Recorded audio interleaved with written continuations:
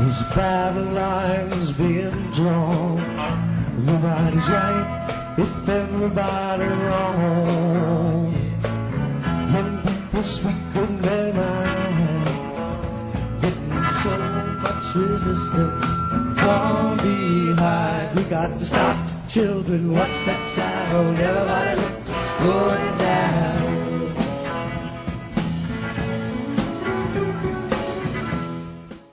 Hello, everyone. This is Lauren Steiner, and welcome to tonight's edition of the Robust Opposition. With me tonight, I am very pleased to have State Senator Julie Mayfield from the 49th District here in North Carolina. How are you doing tonight on Easter, Julie? And welcome to my show. Thank you. So happy to be here, Lauren. I am doing fine. It was a beautiful day. I spent much of it outside and have nothing to complain about. Yep, me too. It was a beautiful day here in Asheville. Yeah. Well, I wanted to talk to you about your background because even though you grew up in Atlanta, your Western North Carolina roots go way back. Mm-hmm. So talk a little bit about your background and what influenced you to undertake a life of public service. Sure. So just to explain the North Carolina connection, the Western North Carolina connection, my mother was born in Asheville and raised in Sylva, for the most part, Sylva and Brevard. And her family goes back in Jackson County for probably 7 or 8 generations. So my family has property in Sylva that I will own someday. And so I'm here. I'm here for good, and I love it. So, and it was a real privilege to be able to move here, have the opportunity to move here. I guess it was 13 years ago this year, and take a job here in Asheville. And I have just loved getting to know that part of my family better, and that part of my lineage. And what was it in your background growing up, your experiences in college, right after college, that caused you to want to work in public service?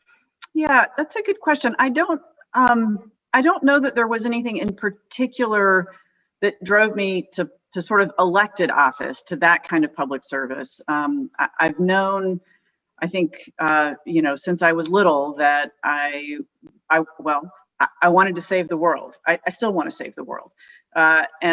And so for me, that meant pretty clearly working in the nonprofit sector, which is where I've been for most of my adult life.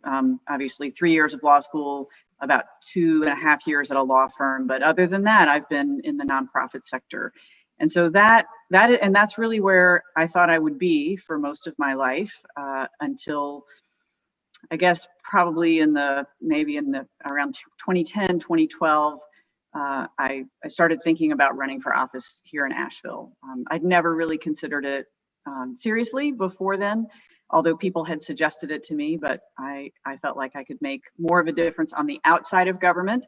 And I think what I learned from my experience on Asheville City Council, I was on council for 5 years before taking this job in the Senate, is that you can get a lot done on the outside of government. You can get a whole lot done on the inside of government, depending on where you are. It was a chance to, moving into elected office was a chance to continue to do my advocacy at a different level and in a different place, and to be effective in a different way. Yeah, you and I have that in common, wanting to change the world. And I do it as an activist, organizer, and independent journalist, and you did it as a nonprofit director and now as an elected official. Right. Tell me about which accomplishments you achieved in the city council that you are most proud of. I would have to say one of the things I'm most proud of is that we almost doubled the budget for our city's transit system in the time that I was on council. And I came into council being a huge transit advocate. That's always been an issue for me. And so it was amazing to be able to do that and expand the service and the hours and that sort of thing that goes along with that kind of additional investment. We adopted a comprehensive plan that sort of lays out how Asheville is to grow over the next really 20, 25 years. We adopted a resolution committing us to get to 100% renewable energy by in our city operations by 2030, and by the whole community by 2042. Probably one of the things that I'm most proud of as well is the partnership that I helped create between the city of Asheville, Buncombe County, and Duke Energy to do a number of things. The initial goal was to help avoid the construction of a peaker plant at the Lake Julian site. So that would have been new fossil fuel infrastructure here in Western North Carolina that would have been a $100 million investment and would have run just a handful of days in any given year. And we thought that with some concerted effort, we could bring down our peak energy use here in Buncombe County so that we could avoid that. And in fact, we did. We have done that. The peaker plant is no longer in Duke Energy's plans. And out of that effort, we've created a new program called the Blue Horizons Project, which will continue to work to help people reduce their energy use. It's weatherizing homes of our low-income neighbors. It's launching just tomorrow a Solarize Asheville project to try to expand solar. So it's doing a lot. Yes. And then, of course, I have to say one more thing. All of the work that happened last year on the reparations resolution and sort of launching the effort to reimagine public safety in the wake of the George Floyd demonstrations. Now, it seems like when you're in the city council, you can't win, because since I've been here for the last 3 months, I see a lot of, I'm in the Asheville politics group, and there's a lot of resentment against newcomers, including people like myself. Sort of before people get to know me and what my politics are, they just think I'm one of those affluent people that are moving in here to raise the cost of everything, to raise the cost of the housing, and don't want to give back to the community. There's a lot of people that are trying to stop development, but from the point of view of someone on the city council, you see that this development is needed to grow the economic base. How do you navigate those challenges between those two polar opposites almost? Sure. Well, the first answer is we can't stop the growth. So we can't stop people from moving here. We might want to, but we can't. And so those people have to have somewhere to go. So that leaves us then with the choice of, do we want them inside the city limits and inside Asheville, or do we want our growth and development to be sprawling out into the county, eating up our farmland, eating up forest land, creating, necessitating wider roads, all of that sort of thing. And my choice is always going to be, and this is where the comprehensive plan drives us, is to densify the city. The other challenge that the city of Asheville has is we cannot grow, we cannot annex involuntarily, which happens all across the country. Cities grow by annexing territory. We can't do that. And so if we're going to grow, we have to grow in and up. If we're going to increase the revenue that comes to the city to provide all of the services that everybody wants, and even more than we're providing now. So we have to grow in and up. That helps increase revenue for the city, and it saves our countryside and reduces sprawl and transportation costs and all of that sort of thing. To me, it's a no-brainer. We have to do it thoughtfully, but there really is no choice other than to densify. Yeah, growing pains are always hard. What is the percentage of Republicans versus Democrats in your district? And I'm kind of wondering why you wanted to go work in state government when it's so difficult for Democrats to get anything done there. So good question. I don't have those numbers on the tip of my tongue in terms of the split between Democrats and Republicans. I will say that I won with 63% of the vote for my district. So that probably gives you some sense, the split's probably 65-35, something like that.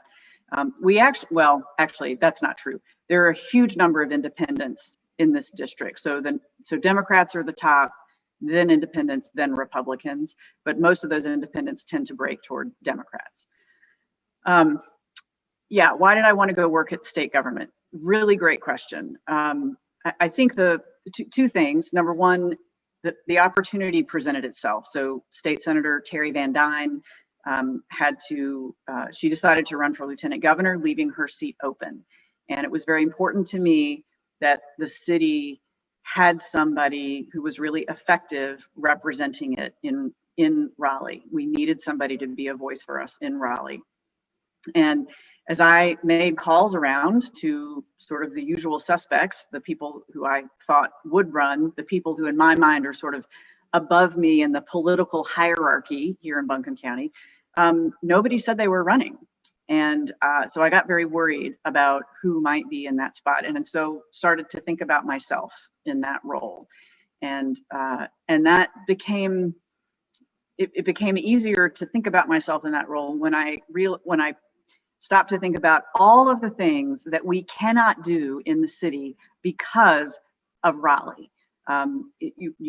This may get a little too technical, but North Carolina is what's called a Dillon's rule state as opposed to a home rule state. In a Dillon's rule state, it means that the legislature retains most of the power and authority, and local governments have only that authority that is specifically granted to them by the legislature. What that means is there's a lot of stuff we don't get to do unless the legislature tells us we can. So all of that has been was extraordinarily frustrating to me. And I thought, if me going to Raleigh to be in the legislature can help break that logjam, can help local governments help create a little more freedom for local governments. I mean, we're not going to change the constitutional structure of our state. That's not likely to happen. But there are ways to do it within that framework to give local governments more freedom. And that's a voice that I have been in the 3 months I've been there. That is a voice I will continue to be for the entire time that I'm there. It's just critical. And of course, we did also think that there was a chance that the Democrats might actually take back control of the legislature this year. That did not happen, but had that happened, it would be an amazing place to be. Now, I know it's difficult to say after just 3 months, and because there's COVID, probably haven't had a lot of interaction with your Republican colleagues, but I'm interested in your thought process for how you're going to negotiate with them. I mean, you and I talked about in the pre-interview, turns out we both read the same book called Getting to Yes.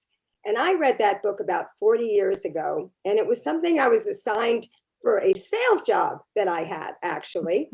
And it talked to the central thesis was how most people get stuck because they get focused on their opposing positions, as opposed to seeing if they can find common underlying interests. So can you talk about how doing that might operate in the state legislature, using the example you gave me the other day, which was Medicaid expansion? Sure. So this concept of getting to yes, for folks who don't know it, it's actually the title of a book. I was assigned to it in law school, read it in law school, and I've read it since law school. It's good. It's good to be reminded of it every once in a while. So this is a principle that I bring to all of my work as an advocate and as an elected official. And you articulated it well, which is that very often in the advocacy world and in the political world, we get focused on our positions. And so we'll use the Medicaid expansion. So the Democratic position in North Carolina is we need Medicaid expansion. The Republican position in North Carolina, and that's not a universal position, by the way, that Republicans have, is that no, we're not going to have Medicaid expansion.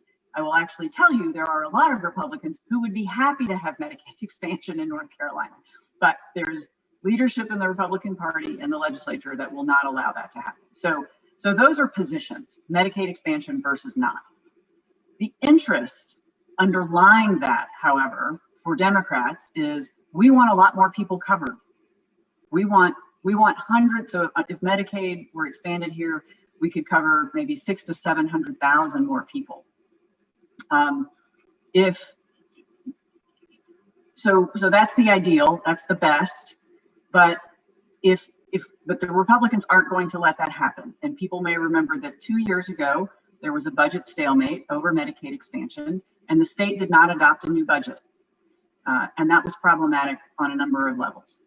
So nobody wants that to happen this year. So there are conversations happening at very high levels in the legislature and with the governor's office about how do we cover more people? So the interest is covering more people. If we can take the label off of it, Medicaid expansion, can we maybe get something done? Maybe we don't cover 600,000 or 700,000 more people, but maybe we can cover 400,000 or 500,000 more people, and that's a great step in the right direction. So, and that's a solution that I would be supportive of. It's not the position, but again, it's trying to meet the underlying interests. And when you can get people to get off of their positions and focus on their interests, as you said, it opens up a lot of territory to meet. Right. Now, you sent me a list of the bills that you've introduced. You've introduced a lot of bills, and you introduced, I think, 10 new ones in the beginning of the month. Can you talk about which of those? Just last week, yeah. Yeah. Can you talk about which of those bills you are prioritizing, and do you think any of them have any shot of going anywhere? Such a good question. So I would say most of the bills that I have introduced are not going anywhere, and that's in part, and perhaps it's in part because I'm a Democrat, and it's just difficult for any Democrat to move anything in the North Carolina Senate, particularly without a Republican primary co-sponsor. And I think right now I just have 4 bills that I'm a primary sponsor on that also have Republican primary sponsors. So maybe some hope for those. But most of the bills that I have introduced will not go anywhere. And that is also because they are issues where I know that the Republicans and the Democrats just have fundamentally different positions. So for instance, one of the bills I introduced last week would get North Carolina to a $15 minimum wage. Well, that's just an issue that Republicans are not interested in talking about. I introduced a bill that would fully repeal HB2, the bathroom bill from several years ago. There's sort of some remnants of it, and this would fully repeal that. I introduced a bill that would, it's an anti-displacement tax credit that would allow longtime homeowners who are at risk of being priced out of their homes by increasing property values to defer those increased taxes and remain in their homes. These are just things these would be major changes that I think this North Carolina's Republican Party and their leadership in the Senate they're just not interested in entertaining at this point. The ones that I have some hope about, I'm on two bills that would help clean up North Carolina's nonprofit code. Those might move forward. That has bipartisan support in the co-sponsorships. There's another bill I introduced early on, and that is to give undocumented immigrants driver's licenses. Those are prohibited right now under North Carolina law, and I have co-sponsored it only with Democrats, but I do know that there are some leaders in the Senate Republican, in the Republican Senate leadership that actually support that. And so I have some hope that that might move forward this year. Now, I always ask elected officials how you would ideally work with your constituents or even just voters in the state. They don't have to be in your district, to try to pressure their representatives to make these good bills a reality. Do you ever think about that? And do you ever come up with any strategies that you put into action to try to get people to help you do your job?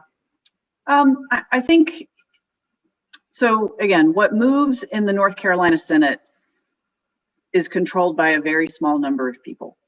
The President Pro Tem, Phil Berger, the chair of the Rules Committee, Senator Rabin.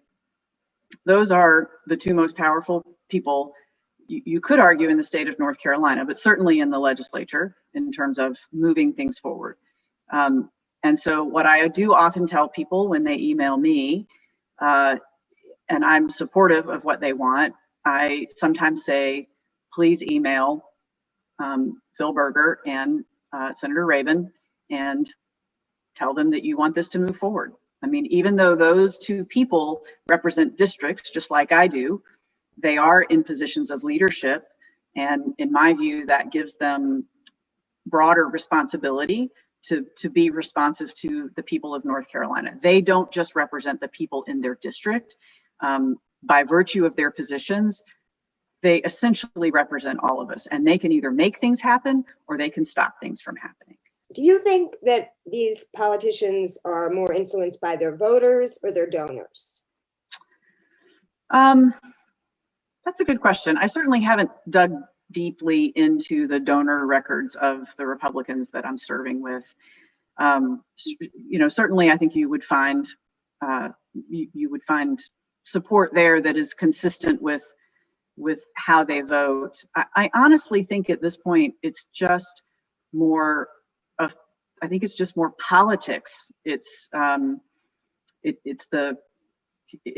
national identity of being a Republican and what that stands for. And, I would argue that North Carolina took a hard right turn back in 2011 when the Republicans took over the legislature. The hard right turn that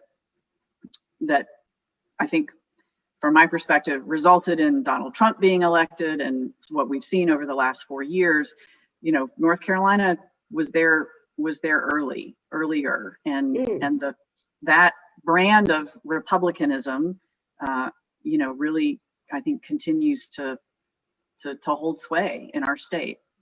Yeah, they're saying in the Republican Party nationwide too, it is Donald Trump's Republican Party, even though he no longer heads it. And if he wants to run again in 2024, he'll probably win. So that's very disconcerting. But let's shift gears and talk about the governor's budget and all the money that's coming to North Carolina because of the COVID relief bill. Yeah. How would you like to see that money spent? So there's two things happening with our budget here in North Carolina. Number one, there's the new COVID relief bill, which is going to be about $15 billion for North Carolina. Now, a lot of that is getting distributed straight to local governments, but a lot of that is coming into the state. We're still figuring out sort of how prescribed that money is, or how much flexibility we have in terms of spending it. So all of those conversations are still having, but it's billions of dollars. The other piece of money that we have is we have over $5 billion in our savings account, essentially. And most of that is because, as I mentioned earlier, the state did not adopt a new budget 2 years ago. And so, tax revenue has increased, even notwithstanding COVID. Tax revenue increased. We did not spend a lot of the money that was budgeted to be spent in that budget. And so that money is just sitting in our savings account. So that's a big chunk. And so the governor's budget, I liken it to the kind of conversations that are happening in Washington now. The governor's budget is a big idea budget. It's about investing in people and in infrastructure and in energy, clean energy, education. It's about making these literally ground shifting investments in our state that we will feel for years, if not generations to come. I have a post on the budget on my Senate Facebook page. So here are just some of the things that it does. I'll start with education, because that's a huge issue for a lot of people. And I will tell you that most state employees got raises last year. Teachers did not. So let me just explain that. So we didn't pass a budget last year. What the legislature ended up doing was passing what they called mini budget bills, M-I-N, mini, small budget bills to address certain things. But in those mini budget bills, teachers did not get raises. So the governor's budget provides K through 12 teachers with 10% raises on average across the next 2 years, and ensures that all non-certified school personnel receive a minimum of $15 an hour. So the governor is trying to get to that $15 an hour threshold. It invests more than $78 million in early childhood education and childhood development. $78 million.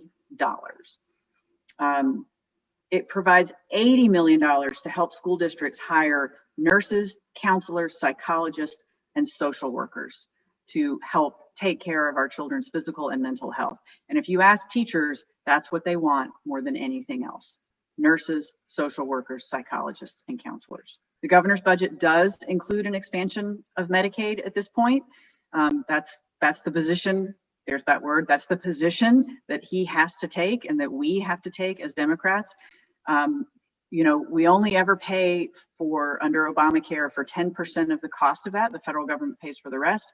Under the new American Rescue Plan, the federal government would provide us an additional $1.7 billion to expand Medicaid. So that's a huge incentive that the federal government has put out there to states that have not yet expanded Medicaid. That would cover the first 6 years of our portion of Medicaid expansion. So basically it would be free. We could cover 600,000 to 700,000 people for free for the first 6 years, and then it would be a relatively small amount after that.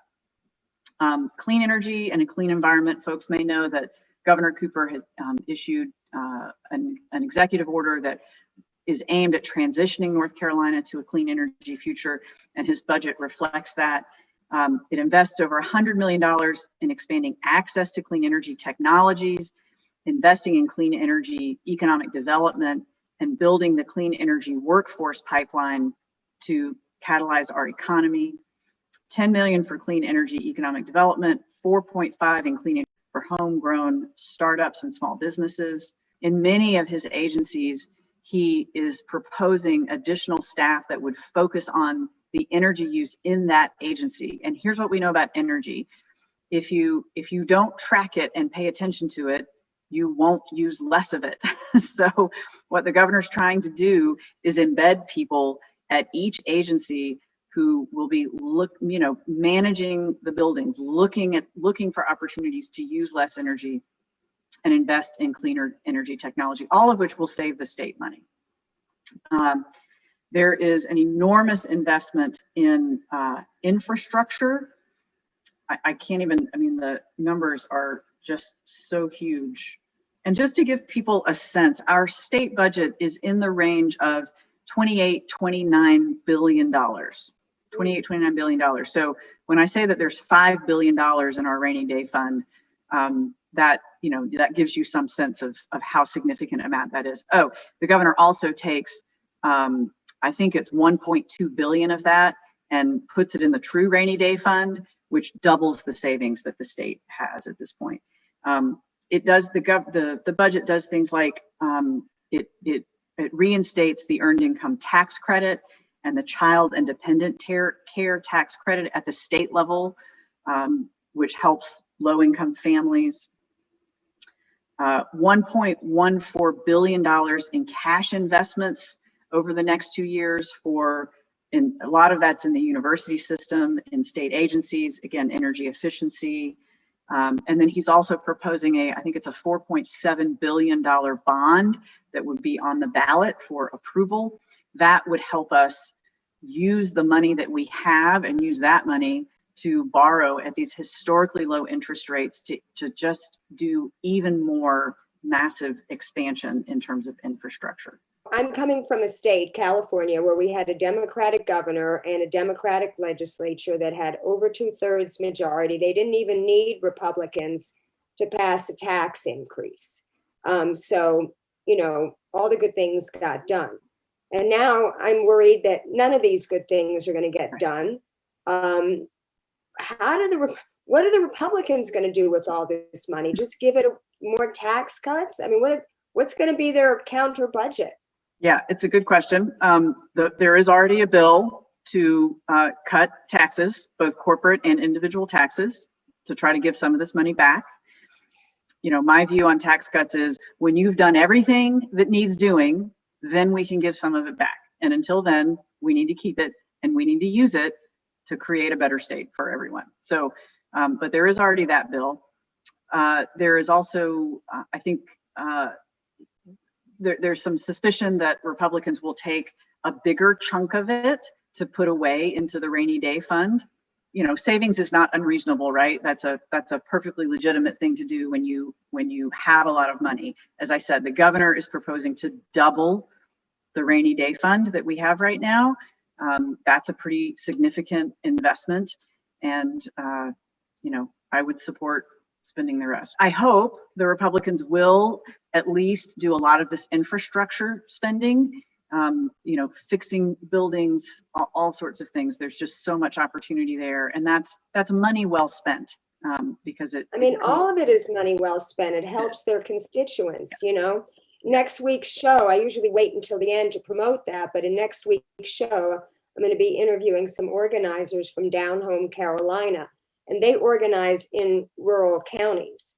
And I'm going to talk to them about how they talk one-to-one with voters who are Republicans about why their needs aren't getting met, you know, and who the real enemy is, you know. We have it now, so we need to spend it. We need to expand early childhood education. We need to expand community colleges. We need to expand investments in small businesses. We need to do all of these things, build up the infrastructure in our rural areas, build up, you know, jobs programs in our rural areas. All of that helps our rural communities. Now, I want to ask you about two pieces of legislation that a viewer asked me to ask you about. Sure. Which have to do with the Asheville schools. One is what the city just voted on, which is to have the school board be an elected school board. That's got to come from the legislature. And the other is to have school start, for those groups who want it, to have school start a week earlier so that exams are finished before Christmas. They want to know when those two bills will be introduced, and do you think they will get passed? Yeah, so the first one has already been introduced, the bill that would change the system from an appointment system to a hybrid appointment and elected school board. So that bill has been introduced.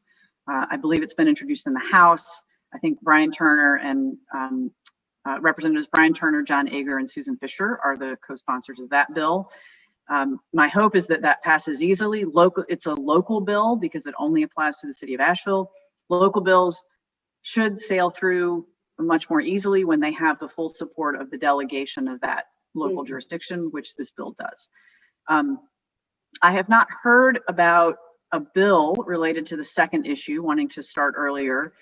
Those decisions typically get made by the Department of Public Instruction, and I am aware that Asheville and Buncombe County have requested a waiver to allow them to start earlier. They were, my understanding is they were denied that, or they got some sense that they would be denied that. But I have not heard that there could be legislation introduced to fix that. Again, it's possible that could happen. And again, if it does, it should move. But, you know, I think we're not the only school systems that want school to start earlier. So, you know, it seems to me this is a larger issue that that the legislature should try to tackle. But the problem is there are a lot of vested interests in having school start later. Interesting. As in vacation destinations, tourism interests. They want people to be typically in the summer at the beach as long as they possibly can before school starts again. Now, I have a final question for you, and it relates to energy, because you were talking a lot about energy, and I know that's your background with your nonprofit. I did a show 2 weeks ago with Will Harlan from the Sierra Club about Duke Energy's integrated resources plan. And, you know, this coalition of environmental groups gave it a D, the Sierra Club gave it an F, because it has them building, 13 more frack gas plants well into the 2030s. There was supposed to be a hearing. I had signed up to testify for it. It got canceled at the last minute because there were 211 people who wanted to make comments, which is a good sign. Yeah. And the inside word is that, the North Carolina Utilities Commission was appointed by the governor, and they're all pretty progressive, and that we actually have a shot at getting them to go with a plan that uses more renewables. What can you do? What is your role as a legislator in terms of influencing that plan? I don't know that we have any direct role in influencing that plan. This is, to some degree, a little bit of a separation of powers issue. The Utilities Commission makes these decisions, not the legislature. I think what the legislature can do and should do is increase the requirements, the legislatively mandated requirements for renewable energy. So we're, I think, the only southern state that has a renewable energy portfolio standard that requires Duke to get 12.5% of its energy from renewable energy. I think it was by 2020. So they've met that. We need to increase that. We need to up that. And if we upped that, their integrated resource plan would reflect the commitments that would be required to get there. So that would be a very direct way that we, the legislature, could drive clean energy, and we should be doing that. The Utilities Commission, however, they have a set of parameters and a set of criteria that they have to make their decisions against. But like Will, I am hopeful that the people who sit there today will take a broader interpretation of those criteria and do what they can within their power to set North Carolina on a better path and to set Duke Energy on a better path. Okay, well, I'm out of questions, so I just want to close with allowing you to tell viewers anything that you feel you wanted to discuss in this show that you haven't been able to discuss, either talking directly to your constituents or people in the country, because my show is seen nationwide. Anything you'd like them to know about being a Democrat, a progressive Democrat in a Republican state? Yeah, so the first thing I'll say is that can be a very frustrating thing to be a freshman Democrat in a Republican-controlled state. But I am inspired every day by my colleagues who have been there for 6, 7, 8, 10 years and continue to bring their best ideas and their strongest energy to work to get things done for the people of North Carolina. So that is what I am trying to do as well. The second thing I would say is, and we've seen only one bill about this in North Carolina, but we have seen well over 200 of them across the country, and that is voter suppression. Everybody needs to be on guard for this. Everybody are against this.